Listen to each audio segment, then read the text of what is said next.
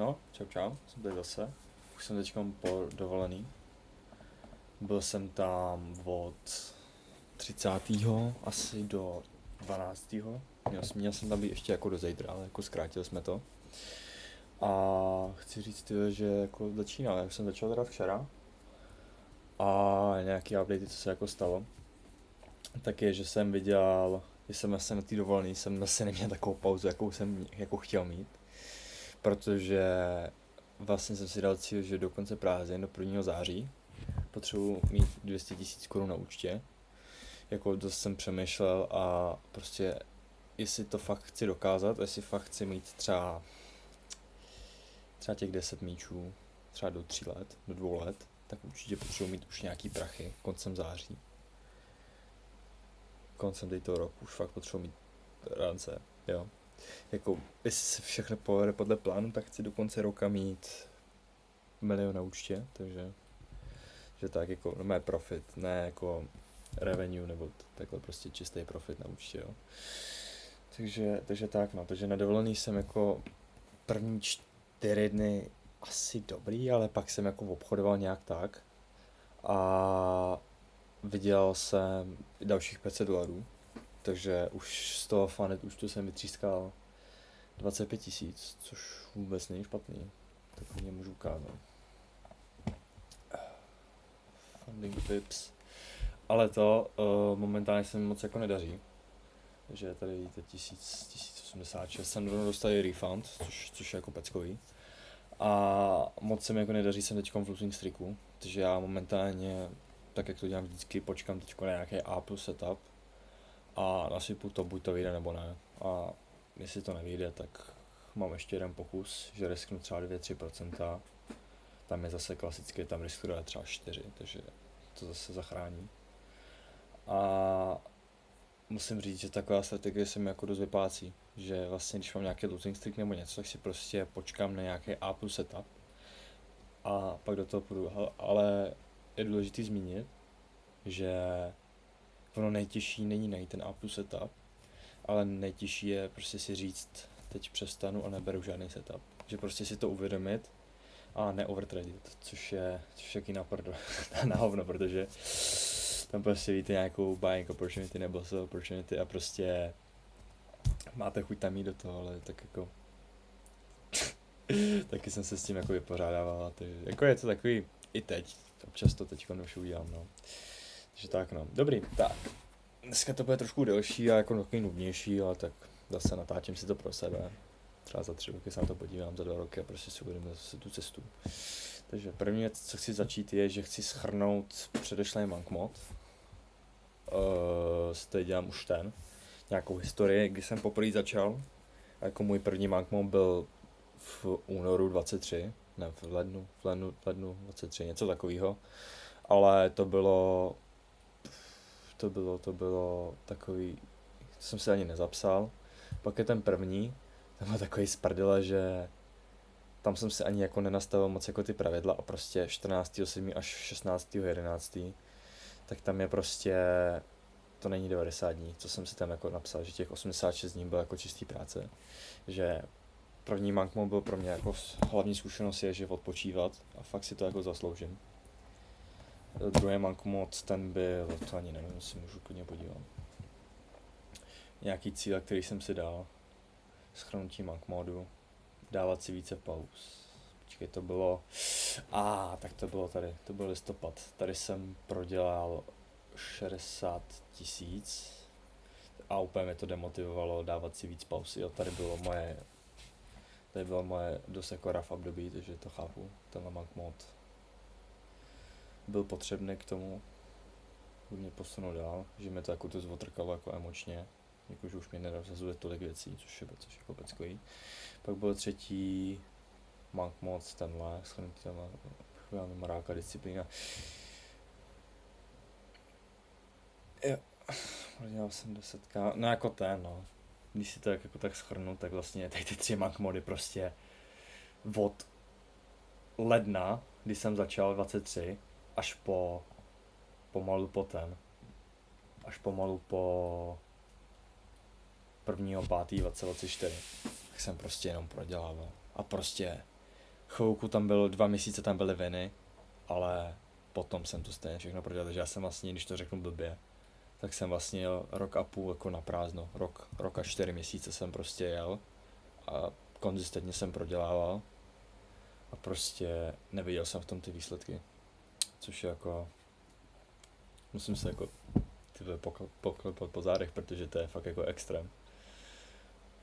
Si to uvědomáš teďkom rok a půl, rok a 4 měsíce jsem prostě neměl výsledky žádný. Všichni se mě koukali jak na debila, proč prostě pro tomu dávám tolik času. Mě na začátku i rodiče vzali k psychologovi, taková jako inside věc trošku. Mě vzali k psychologovi kvůli tomu, si mysleli, že jsem magor. Protože to byl myslím, že ten únor 23, že jsem tomu fakt dával hodně, to byl fakt až jako takový extrém, kdy jsem spal třeba 4 hodiny denně. Že jsem třeba ve 12 šel spát a ve 4 jsem vstával. A oni si mysleli, že jsem nemocnej, jo, takže mě dali k psychologovi, tam mě vyhlásila jako, že jsem gambler. A že jsem trošku jako, ale jako byl jí asi 75, takže já jsem jako neposlouchal, dál jsem si šel za tím svým snem. A pořád se tím snem jdu, takže jako začátky byly taky trošku ráv, rodiče ve mě moc nevěřili, nikdo ve mě nevěřil. Pak jsem si to teda dokázal, jsem vydělal prvních 170 000, 200 000, můžu klidně ukázat. Byla na profirmách, to byl jakoby můj úplně první výsledek. A čekaj, kde to tady máme, profit, tady, jo. Tady jsem dostal payout, takhle 2, asi $7,000, potom se mi povedlo investovat, takže jsem z toho dělal dalších 20, takže jsem z toho viděl jako dohromady 200k. A jako jediný, co mi z toho zbylo, tak byl prostě tenhle MacBook, na kterém teďko natáčím, jsem si prostě pořídil. A jako je to dobrý, protože ve škole už jako jsem mohl granit aspoň na něčem, protože tam ten se mi předtím byl po hodině a půl a nabíjet se tam nesměl, že to bylo jako dost staraf poznámky za to potom, takže teď to bylo jako rok a půl o ničem, ale pořád jsem nad tím jako šel. A tenhle Mac Mod 5, ne 4, 1.5. Jo, tenhle Mac Mod 4, tak ten si jdeme teďka rozebrat, měl jsem tady teď já to nevím přečíst, ale chápeme, co to znamená. A by the way, taky trošku fun fact, 1.5. jsem natáčel tato video, že tam je Mac Mod, tak já se na to určitě teďka podívám, protože mě zajímá, jaký jsem si tam říkal, co jsem si tam říkal, protože jako zajímá mě to, no, jak jsem tam k tomu mluvil, jak jsem si věřil a takhle, takže určitě se na to podívám, takže můžete taky. A teď to jsem plnil jako dost, 30 minut aktivitu, tak to je jasný, dneska jsem byl ve fitku 3 hodiny, ještě jsem byl běhat, takže jako aktivitu jako dost plním. Meditace taky, SBA taky, ranní analýza trénink, to jsem dával. Vydělat 1 000, tak to jsem dal. Autoškolu to jsem moc nedělal, protože neměl jízdy. Dokončit Imanovou kurz, tak to jsem nedělal, protože jsem se hlavně soustředil na trénink a dal jsem funded účet. Jo. Poznámka, vím, že tu disciplínu, přesně tak. Tady to jsou zlatý slova. Tak, zhodnocení. Dal jsem 42 dnů z 2 měsíců, což není zas tak špatný. Já jsem jakoby, můj hlavní problém jsem já, jo, že já jakoby z toho rychle vypadnu a zase se dokážu až moc do toho, že já buď jedu 100% nebo nejedu nic. Že já jako nemůžu to, no.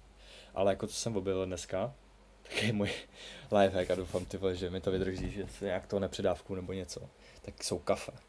To je fakt extrém, já jsem dneska ráno vstal v 8-9 a říkám si, tak, teď jdu otevřít počítač a jdu grandit prostě. Ale mně se tak nechtělo, já jsem normálně nevnímal, to normálně nešlo vnímat. Fakt, že jo, to jste mi řekli třeba jednu věc a já jsem prostě nevnímal. A možná to bude taky tím, že jsem včera byl ve 4 ráno běhat a spal jsem asi 2 hodiny, jestli jsme přijeli z dovolený ve 12 nebo v půl 1. Jsme balili všechno a prostě do 2 jsem se převolal v posteli. A říkám, ty vole, dobrý, tak to nejde, tak jdu prostě za ten počítač a začínám to už teďkon. Chtěl jsem začít až jako ten ráno, ale tak začínám to teďkon, tak ve 2 jsem to zapnul, do 4 jsem grandil, ve 4 jsem šel běhat teda, asi do 4:40, do 4:50. A opět to byl skvělý pocit, protože vím, že dělám něco, co 99% lidí prostě neudělá. Vždycky, když tam byl třeba nějaký auto, který jel do svý vojčí práce, tak prostě mi opět čum jak na úplnýho debila. Takže já se cítil dobře, no, takže asi tak. Prostě vím, že jsem třeba běžel u jezera a vím, že oni tam měli chlastačku, je tam spali všechno, já jsem prostě kolem nich běžel. Říkám si, jo, jsem lepší než oni, já to dotáhnu dál. Moje cesta je těžší, protože moje volání je jako větší. Že se snažím jako dát takhle, takový mindset jako trošku pustit do mě. A zhodnocení teda. 42 dnů, pořád je to úspěch, na grandě jsem 113 hodin, mohlo by to být lepší, ale tak pořád to je asi nějakých 5 dní, což taky není špatný. Tady mám nějaký zaškrtlý body a 41 z 61 k dolarů. A Immanuel jsem, protože jsem začínal, jo, a taky další věc, už jsem byl v půlce, už jsem to skoro dokončil tam ten kurz a on vydal potom novej, tak dělám zase ten novej. A jako je dost updatelej a dává mi také edge sám nad sebou, asi se tak můžu říct. Protože třeba těch 5 emocionálních cyklů života, to je fakt jako OP, fakt je to úplně úžasný. Jo. Takže po naučení z této Macmonu nepouštět se do věcí, které by ti mohly brát čas. To znamená choices have consequences. Když si budeš chtít třeba podívat na jeden díl seriálu, tak na to nekoukej, protože ti to může chytit. A tady tam malý rozhodnutí, podívat se na ten jeden díl toho seriálu, tě může vést k velkým následkům, že tam ztratíš spoustu času. A tohle bylo vlastně můj případ. Já jsem se prostě podíval z prda na jeden díl. A mě to prostě tak chytlo. A oni jsou prostě tak natočený, ty posraný seriály. Vás to prostě vtáhne do toho děje. A když to řeknu blbě, tak vám to jakoby vaří ty vaše dopaminové receptory. A prostě nechce se vám vůbec nic dělat. Tak no.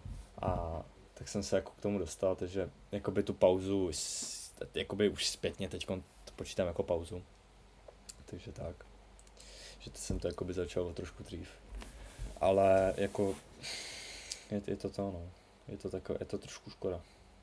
A zase beru to jako poučení, jako prostě píčovina, co bys prostě dělal. No, takže takhle jo. A máš tady Macmo 4, to je 4, už se to celkem stakuje a teďko je 5. Mám tady non-negative, zase to posraný slovo, na každý den. Hele, 8 hodin plus grind. Začínáme to 14.7. až 1.9.2024. 14.7., protože jsem se vracel, ale vím, že je to 12. ale už to nebudu přepisovat. A 8 hodin grind, meditace chci dát aspoň jsem si jako moc věřil, že si dám 45 minut denně, ale určitě to budu přesahovat těch 10 minut, jo. Protože mi připadá, že jako moc plejtvám čas. I když jako ne, ale jako jo. Je to taky blbý, jak to popsat, ale určitě mi pomáhá vizualizace, že dělám meditaci, vizualizaci. Snažím se soustředit na svůj dech a vždycky, když mi jde myšlenka jinam, tak zase se vrátím ke svému dechu a poznávám na sobě, že jsem víc v přítomném okamžiku, takže když ke mně někdo mluví, nebo když se třeba soustředím na nějakou práci nebo něco, tak se prostě soustředím se víc prostě a je to víc focused work a ještě jsem si dal do toho dneska to kafe, takže to bylo fakt jako výborný. Ale teďko nevím, ale teďko trošku hadený, jsem o tom tady už povídal, o tom kafe. Ale začal jsem pít kafe. A je to pro mě fakt myslím, že jsem o tom povídal, tak už to nebudu povídat, už mám hlady. Už taky chci jít spát, už je teďko akorát 11 hodin. No, takže aktivita každý den, hýbat se kvůli nekomfortu, nekopne tě to, taky. Máš prej, dodržu a máš SBA. Tak, cíle. 200 000 korun. Dělat jízdy v autoškole, držet zase to slovo. Začal jsem teda už od včera. Včera mám za asi 5 hodin, 4,5 hodiny.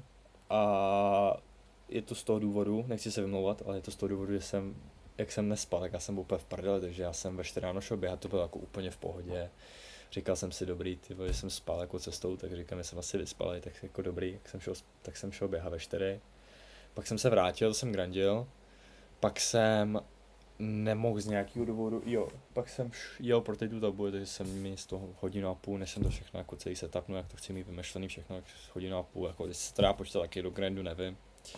Ale řešil jsem tabuli, kterou jsem si objednal, na ní si jako píšu denní cíle a tam je napsáno denní plán, co mám v plánu za den. Dneska jsem tam měl třeba žurnál tradeů, kniha, 1 kapitola, si taky můžu škrtnout.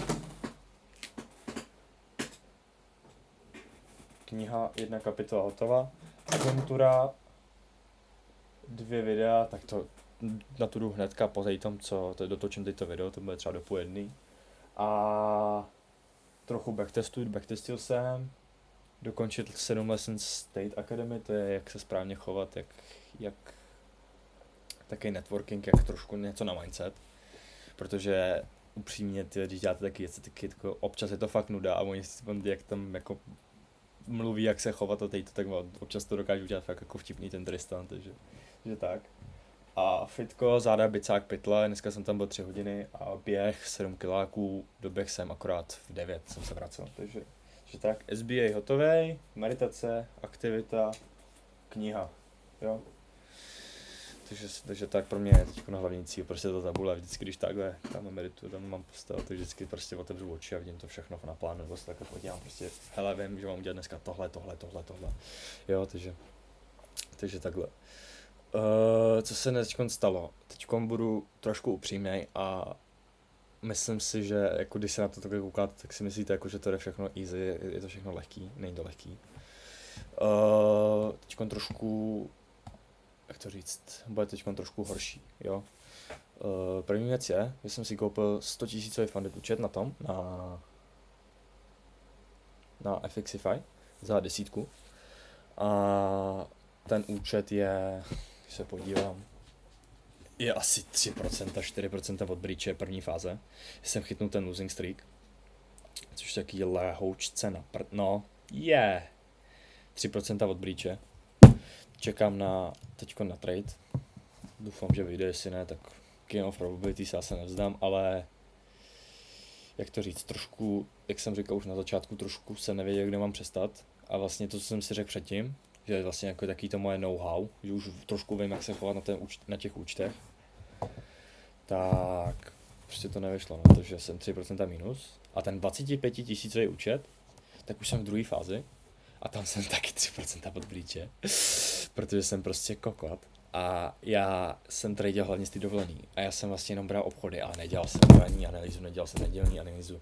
Takže já jsem měl občas jsem měl špatně nastavený bias a já jsem šel třeba proti trendu a takhle, to se nesmí.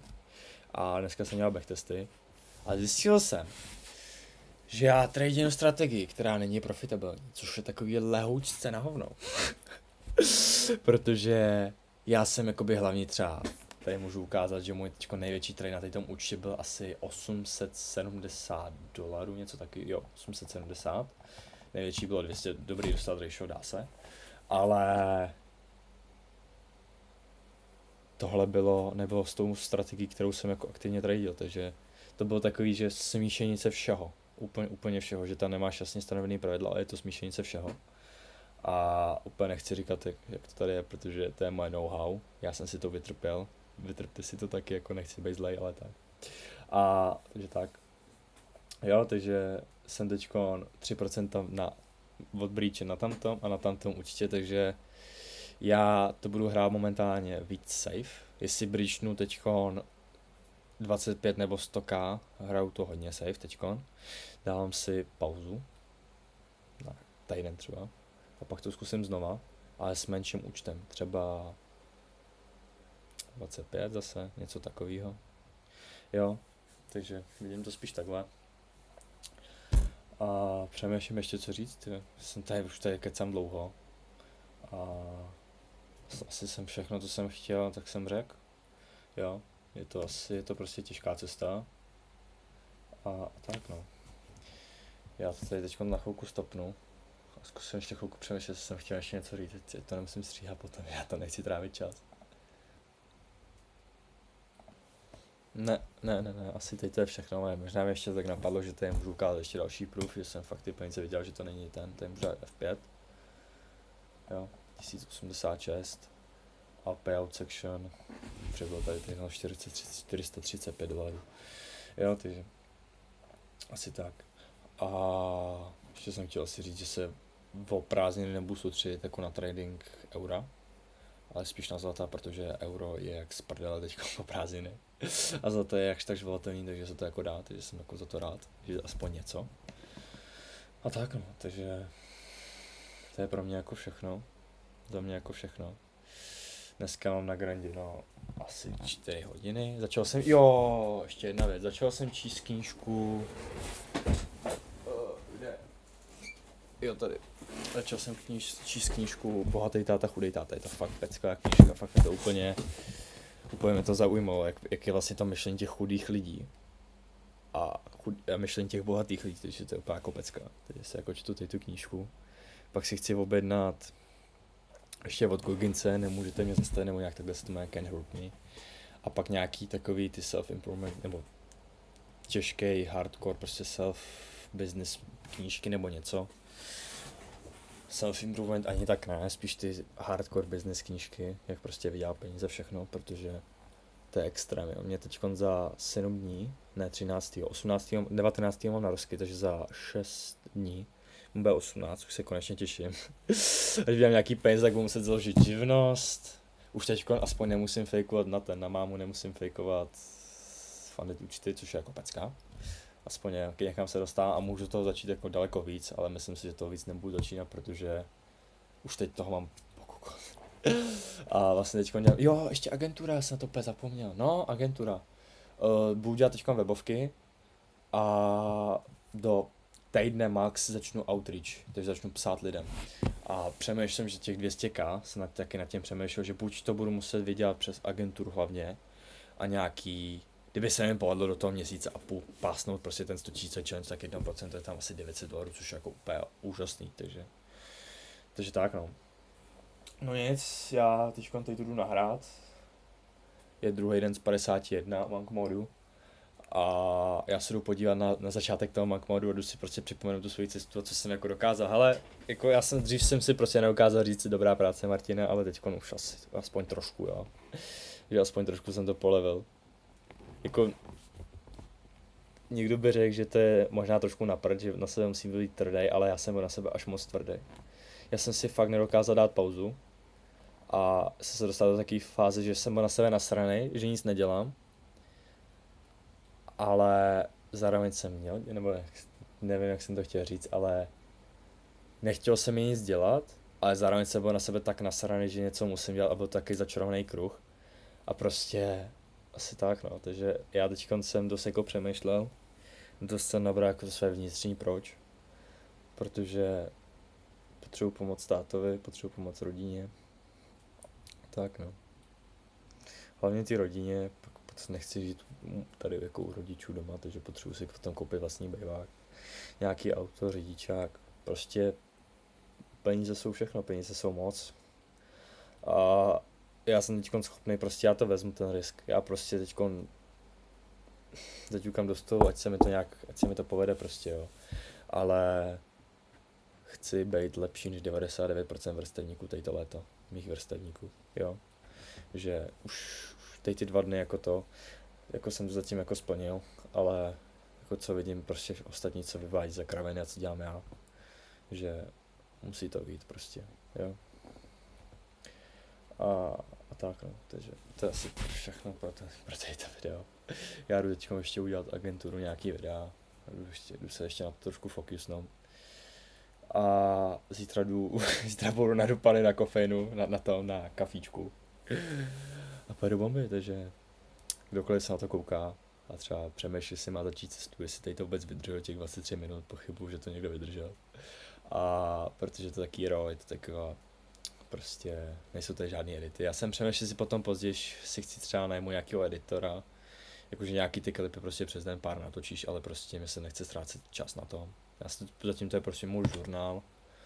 Možná později, kdybych se mi něco povedlo, tak aspoň vidím, že to má, aspoň když prostě budu třeba natáčet něco na YouTube, což bych určitě chtěl, protože bych chtěl inspirovat lidi a tak se prostě můžu podívat na takový videa, jako jsou třeba dneska, jako jsou třeba teďkon, a prostě snad je to může inspirovat, no, takže to je všechno a uvidíme se zase za týden třeba, uvidím, až budou nějaký větší updaty, tak to budu moc shrnout do jednoho videa a nemusím těch videí natáčet x 1000, takže to je pro mě všechno. Nevzdávejte se, pořád granděte a tak no. Čau.